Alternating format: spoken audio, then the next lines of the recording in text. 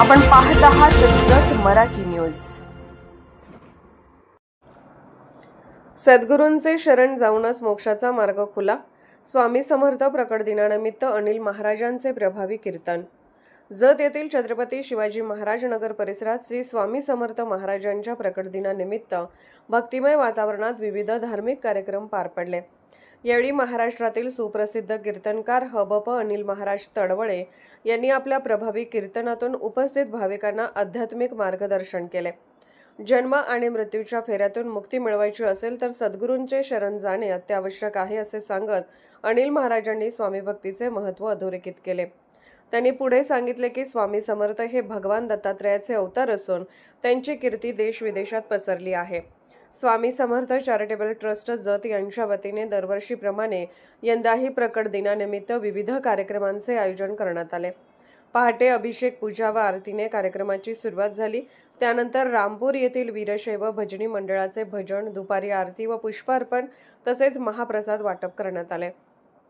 मंदिर परिसराची आकर्षक सजावट करण्यात आली होती।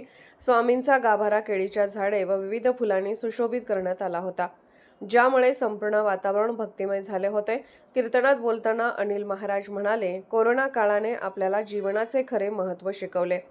त्या कठीण काळात स्वामी नामस्मरणानेच आपल्याला जगण्याचे बळ दिले। ते पुढे म्हणाले की संतच आपल्याला वाईट मार्गावरून आपल्या मार्गाकडे नेतात आणि परमेश्वराशी भेट घडवून आणतात। प्रकट दिनानिमित्त सकाळपासूनच दर्शनासाठी भाविकांची मोठी गर्दी झाली होती।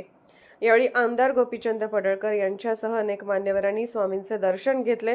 कार्यक्रमाचे यशस्वी आयोजन ट्रस्टचे अध्यक्ष बापूसाहेब पवार, उपाध्यक्ष अशोक तेली, सचिव श्रीकृष्ण पाटील यांच्यासह सर्व पदाधिकारी व स्वामी भक्तांनी केले।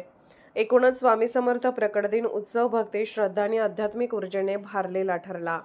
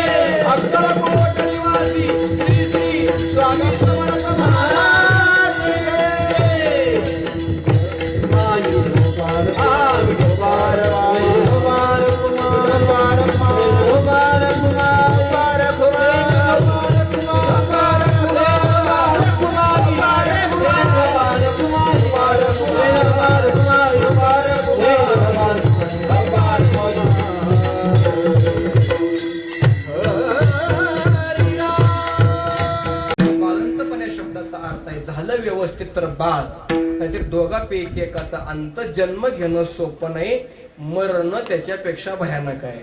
मरण येत असताना शास्त्र सांगतं आपल्या शरीराला जेवढे रोम म्हणजे जेवढे केस, त्या एका रोमात एका केसात एक इंगळी दंश करते, एवढं फार मोठं दुःख या देहाला भोगावं लागतं। मग जन्म घेणं सोपं नाही, मरणं सोपं नाही। मग किती वेळा जन्माला यायचं, किती वेळा मरायचे, कुठं तरी थांबलं पाहिजे। आणि थांबवण्यासाठी स्वामी समर्थ महाराजांना शरण गेलं पाहिजे, कारण तेच तुम्हाला या जन्म मृत्यूच्या बंधनातून मुक्त करतील, दुसरं तुम्हाला कोणी मुक्त करणार नाही। म्हणून देवाला माना। पण काय म्हणते, आम्ही देवाला मानत नाही। आमच्या गावात नवरात्रोत्सव गुरुजी, आणि नवरात्रोत्सवामध्ये व्याख्यान ठेवलं। विषय काय व्याख्यानाचा?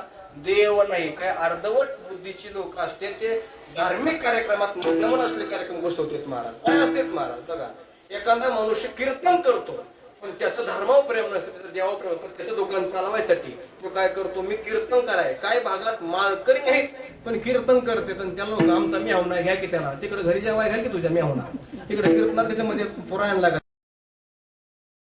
जत मराठी न्यूज चॅनलला लाईक करा, शेअर करा आणि सबस्क्राईब करा।